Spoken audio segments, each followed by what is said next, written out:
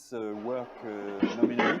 So first there will be the ignition 16 seconds before liftoff, then a Hey guys, preliminary thrust Biden25 here, level, watching so the launch 20% of approximately OneWeb 11 SD31. seconds before No, liftoff. that's Ariane Space Then the SD31. But intermediate yeah, it's a thrust level, OneWeb launch 85%, so 4 seconds before on a liftoff. Soyuz rocket And from finally, Stochnik.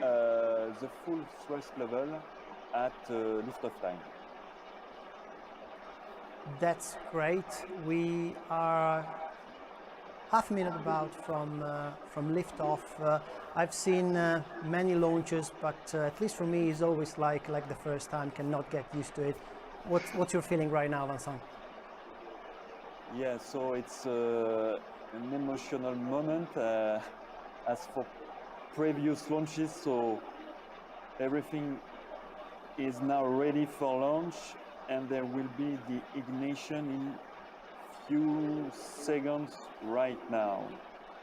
So the satellites are warm and cozy inside the fairing, and that's the ignition we are sequence ready start. to go. You can see that we're just a few seconds from launch.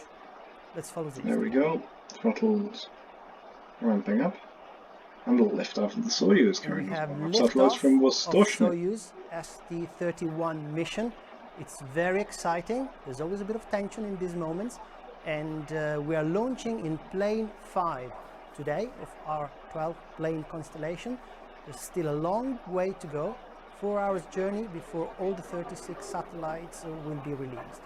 Right now, the boosters are doing all the heavy work, and they're pushing us against Earth's gravity, and they will burn their propellant in just under 2 minutes. Vincent, can you briefly explain how you're getting telemetry from the rocket? Yes, Maurizio, indeed we are getting information from the teams in the CVI. So in French, CVI means control visuel immédiat. So this operational team is tracking the launcher and receives the telemetry data from the launcher. So the team can consequently confirm when major events during the flight have occurred. The booster separation will occur in just less than 2 minutes. We're looking forward to receiving confirmation of the jetson of the boosters shortly. That will happen after they've burned all their propellant. So we'll not need them anymore, and this is all part of the plan of shedding weight that is not needed. Vincent, when do we have the maximum acceleration levels throughout the ascent phase?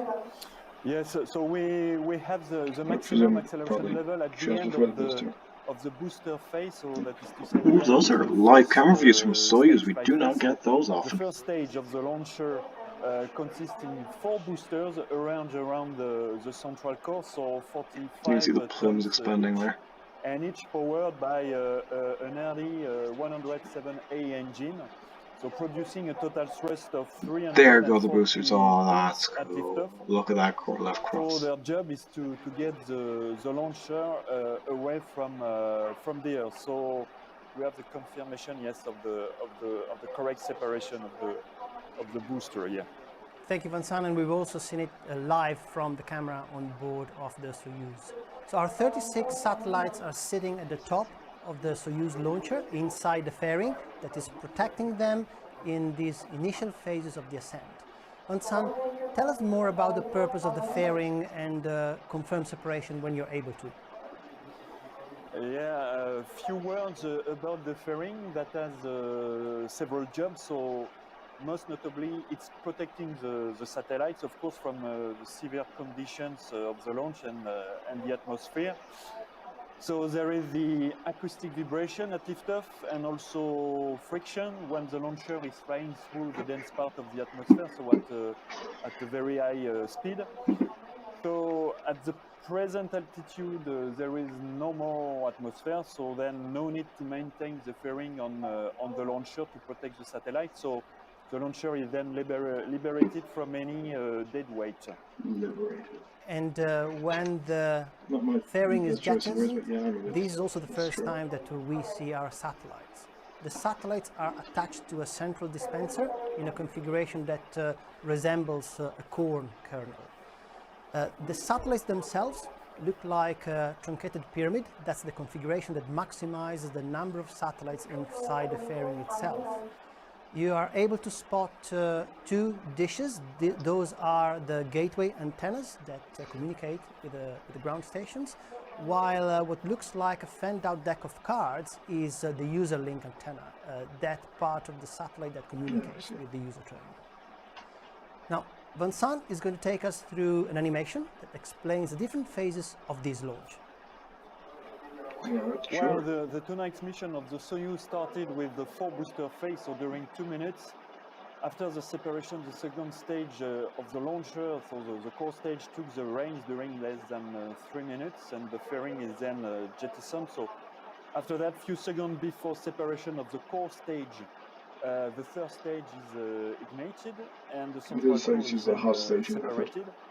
9 minutes and 22 seconds after liftoff, the third stage will be separated from the nose module. The nose module consists in the frigate upper stage, the dispenser, and the 36 OneWeb satellites. The frigate upper stage mission will start with the first ignition of its main engine to reach the intermediate transfer orbit, followed by a long ballistic phase. And the second ignition will be performed for circularization and injection into the satellite separation orbit.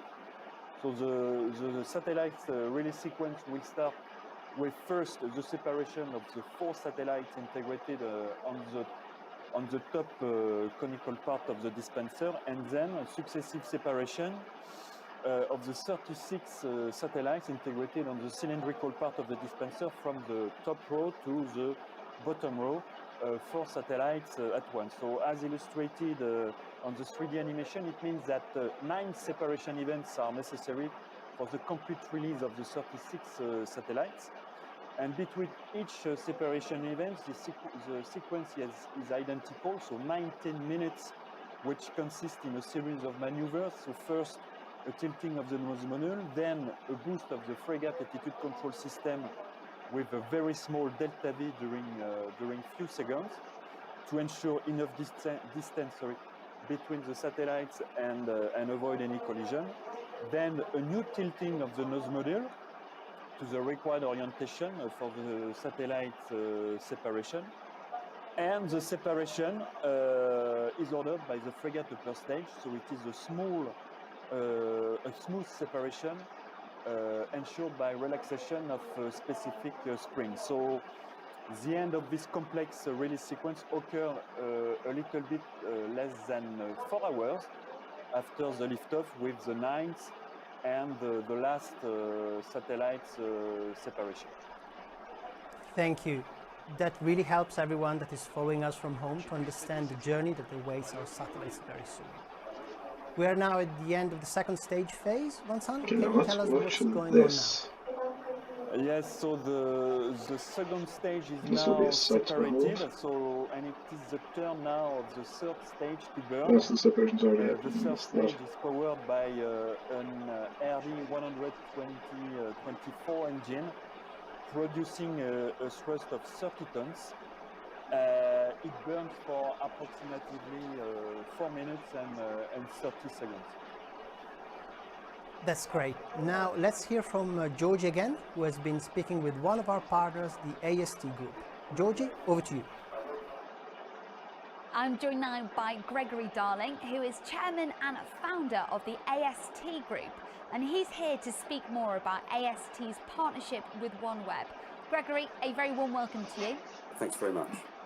So can you please tell us about the AST Group? What do you guys do? What do we do? Well, when the company started, we needed a name, and we called it Applied Satellite Technology. So we apply satellite technology to the problems that we come across in the world. So if you haven't got a GSM coverage or a landline, then you need a satellite phone, or you need satellite connectivity, and nowadays it's internet connectivity. So we sell equipment to a wide variety of users, and then we provide the connectivity and the service and the support, and enable people in remote locations to communicate. It's as simple as that. So you mentioned that you have a wide customer base there. You know, what are the top needs and priorities of them right now? Well, more connectivity is really what people want because we're used to that. But a journalist has a different need to, say, a ship owner operator, or perhaps somebody who's just going camping. They just want to keep in contact with their mum. But that's not our business. Our business is really much more sophisticated than that. If you're a mine site operator, or if you've got a fleet of ships, you need that communication. Yeah, it's absolutely vital. So, I mean, connectivity is an obvious advantage, but are there other advantages this technology gives your customers? With OneWeb, for example, it will enable more efficiency to come from operations, because you can have preventive maintenance, you can have the real need of people to talk to people rather than just being separated. And very often it's difficult to get people to work in remote locations, and we all expect to have connectivity, so this is a real boost. Absolutely, it's turned into something that has just become the absolute norm, and you really, really feel the disadvantage if you don't have that connectivity.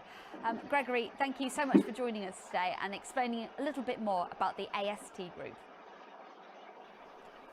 The launch phases are always extremely exciting, and Obviously, we are looking that means forward to the performing frigate is stage separated. 3 separation. While waiting for that, You let's can take a see moment to the, highlight I that believe we're that's a also camera from the deploying third our stage, ground so, which network is now currently infrastructure, just the key floating elements free. of which are the satellite's access portals distributed across the globe that will enable commercial service introduction and continuous connectivity at latitudes higher than 50 degrees north by the end of 2021.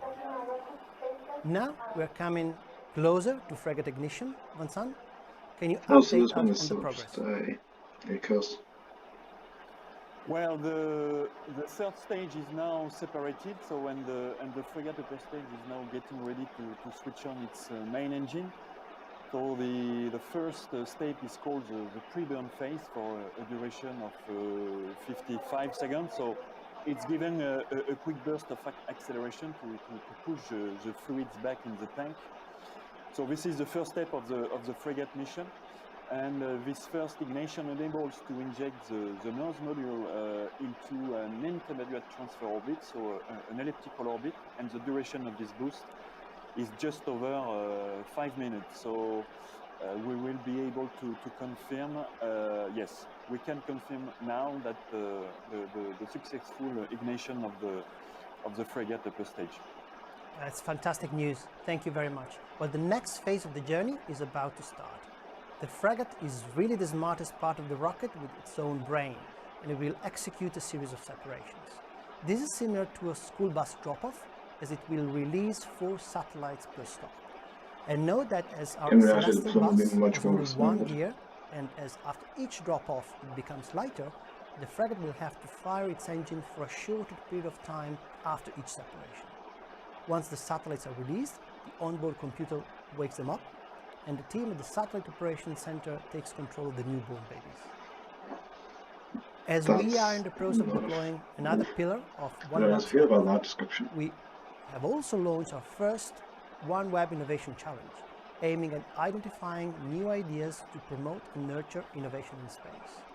We are inviting industrial and engineering partners, academia and research professionals across any sector to present proposals to innovate a new generation of satellites. So do check out our website for more information about the OneWeb Innovation Challenge 2021. I'd like to thank Vincent for being with us today and taking us through the key phases of OneWeb Launch 6.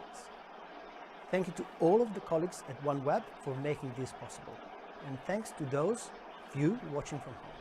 We've enjoyed witnessing together another exciting moment of OneWeb history. And now, I'm going to hand back to Georgia. So, there you have it. Another batch of OneWeb satellites are on their way to take their place in low Earth orbit. Isn't that an incredible thing to watch? And it won't be long until more satellites will join them. Throughout 2021, OneWeb will continue to build their network as there are only 2 launches to go before there are enough satellites to connect some of the most remote places in the Northern Hemisphere. Thanks to the team at OneWeb and to Ariane Spass for allowing us to join them live and for all their insights. It's been brilliant to see OneWeb's mission in action as they transform the way we think about connectivity. A little bit of history in the making. You can follow the project and this mission's progress across the OneWeb social media channels. Don't forget to also look out for the next launch coming soon. From me and all the team at OneWeb, thank you for watching and goodbye. See you on Balkan 25, that was launch of, I guess that's launch 6 of OneWeb. Yeah, goodbye.